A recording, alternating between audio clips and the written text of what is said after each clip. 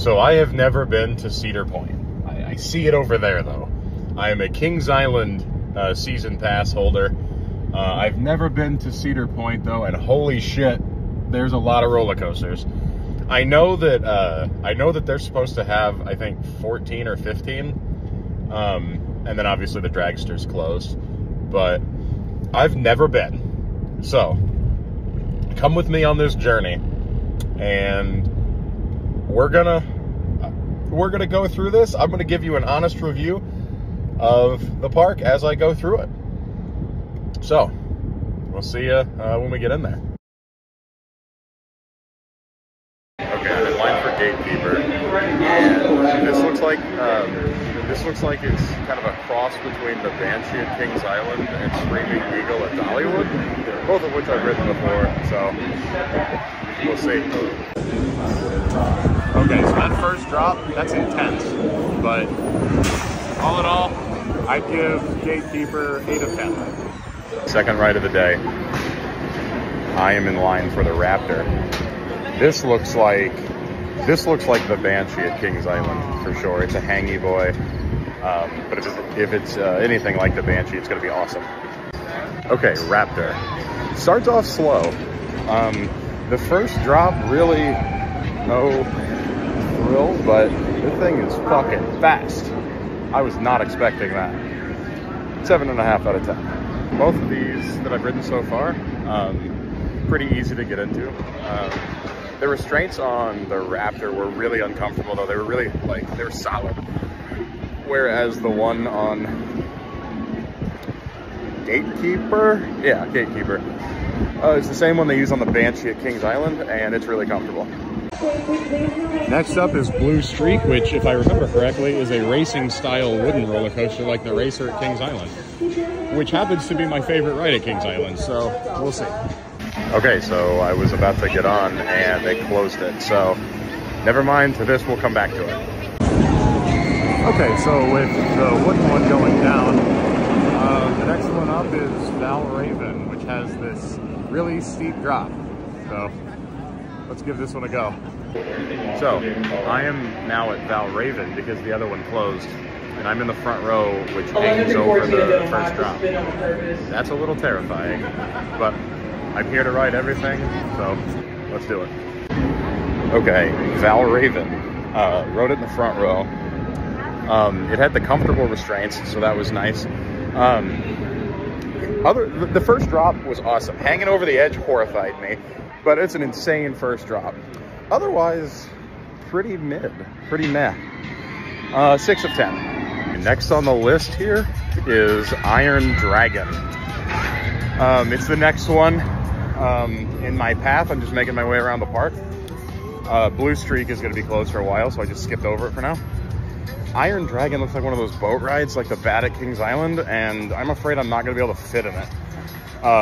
Because at Kings Island, I have to ride by myself and then twist my knees into the next person's leg room just to fit because I'm too tall.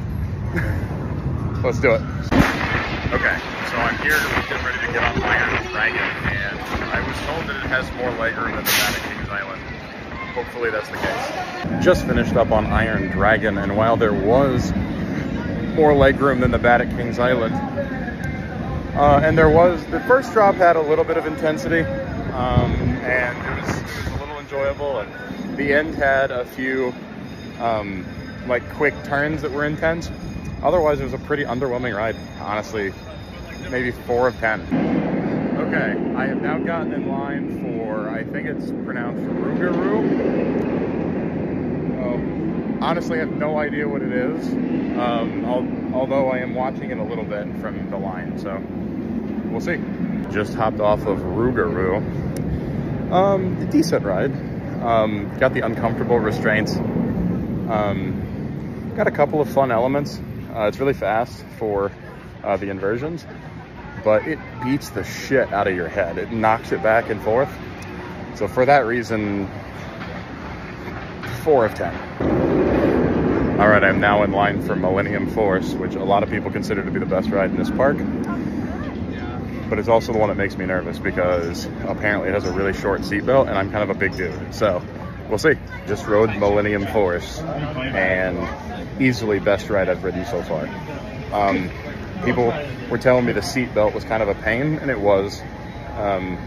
The ride up was able to get it for me. I just had no leverage. Why can't they have a retractable one like everybody else?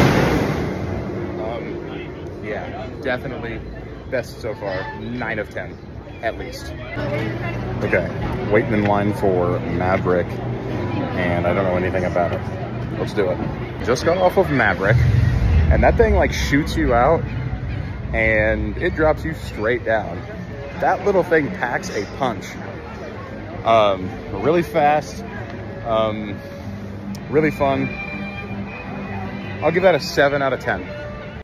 Another thing I forgot to mention about the Maverick is there's not a lot of like leg room, and I'm pretty tall, so I got in there and my legs started to cramp up, but once the ride started, it was fine. That was fine, at least. The problem was the thing like pulls you out of your seat a bunch, which is awesome, but there's like a thing in between your legs, and I felt like I was gonna land on my nuts every time. Okay, so I am in line now for Steel Vengeance, and I keep hearing that this is one of the best rides in the park, if not the best. And I mean, looking at it, it looks like it's pretty intense. I had to leave because in the middle of my ride on Steel Vengeance, my grandpa fell.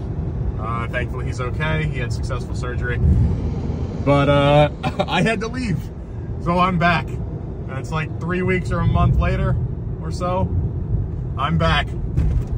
Let's finish the park review. All right, first couple rides of the day were on Gatekeeper, because that's what's open right now during early entry. And gotta say, still awesome. Going over to ride Millennium Force first thing when the rest of the park opens. Trying to get that and the Maverick out of the way before the lines get ridiculous. Okay, I just hopped off of Maverick, and I think when I was here the last time, I think I gave it like a 7 or a 7.5. I rode it in the back seat this time, and I pulled my lap bar down a lot farther, because one of the things that made it uncomfortable is I kept landing on like the seat in the middle because it's not flat, which hurts. Much better this time. I'm gonna actually change my score to, let's give it 8.5. Okay, I am back at Steel Vengeance, which I didn't get to review last time because it was what I was on when my grandpa fell. I remember that it hurt at the end because of the like bunny hop things and the way the restraint works, because I'm too tall to cross my, I'm too tall, so I usually need to cross my legs, but on this one you got like ankle restraints too. I'm gonna give it a second chance here and see. I didn't rate it the first time, but like I said, it was painful. And honestly, that's even worse than I remembered. I want to like this ride so bad because it should be fun. The layout is cool, but the restraints just make it painful. Honest to God, I would give this a 3 out of 10 because it's so painful to ride. And that sucks because I really want to like this ride. All right, I am now doing Gemini for the first time. This is the first ride I couldn't do the last time I was here. And it's supposed to be similar, I guess, to like the racer at Kings Island. So let's give it a go. There's not much to it, and it feels like the wheels are squares. Still somehow, some way, not as painful as Steel Vengeance. 5 of 10. Next ride is gonna be Magnum, and I've already gotten lost trying to find it. Ooh, golden hour, all right. I literally walked straight past the entrance as I was filming that I was lost. Oh boy. Magnum XL 200. I feel like the layout is cool. It should be better than it is. It's because it's really bumpy. Not as painful as Gemini, certainly not as painful as Steel Vengeance, but if it was a smoother ride, I'd give it a higher score, 6 of 10. I'm in line for Corkscrew, and it looks like the same type of ride as the Vortex was at Kings Island. If it's like that, I'm gonna be happy. All right, I just got off Corkscrew, short, sweet, to the point. No airtime, no exciting hill or anything. The loop was really cool. The Corkscrew was pretty cool. The double Corkscrew. It feels like the baby version of what was the Vortex at Kings Island. I think it's made by the same people, and it was fun. The Vortex was better, but it's fun. I'll give it probably 5.5 out of 10. And I am walking up to Blue Streak, or as it is known right now for Halloween's, Boo Streak. I'm not expecting much, but I think this is gonna be a good like nostalgia kind of coaster, because people don't like the Racer at Kings Island, which is my personal favorite roller coaster. Now, granted, it was my first roller coaster, but let's see if it's open this time. Looks like it is. I just rode Blue Streak, and it is very similar to the Racer at Kings Island, which is a good thing. I enjoyed it. Not very much airtime. Definitely not as fun as the Racer, but the theming is cool. It feels very retro, like carnival-y, especially with the lights around it, so it was fun. 5.5 out of 10. It's getting to be nighttime. Let's do some night rides. It's very dark now. This looks like the perfect time for a night ride on Millennium Force. Millennium Force night ride, top tier. It's not quite the beast at night, which is like a 12 of 10. Just unbelievable experience. But I think I gave Millennium Force a 9 of 10 in my first ranking. Night ride, give it a 9.5. Okay, so Cedar Point Halloween's are fun. Like, the theming here is awesome. The lack of lighting and the smoke is fun. And I'm wearing my Tennessee shirt today, and I talked to one of the clowns, and I told him if he really wanted to scare people, you should wear Alabama gear. And he said, fair enough. And then he looked me dead ass in the face and said, they really scare their sisters. Okay, you're really about to be pissed off at me, because I was just shooting the shit with this guy and his kid, and somebody started fangirling over him. I found out I made friends with Nick Lachey here at Cedar Point.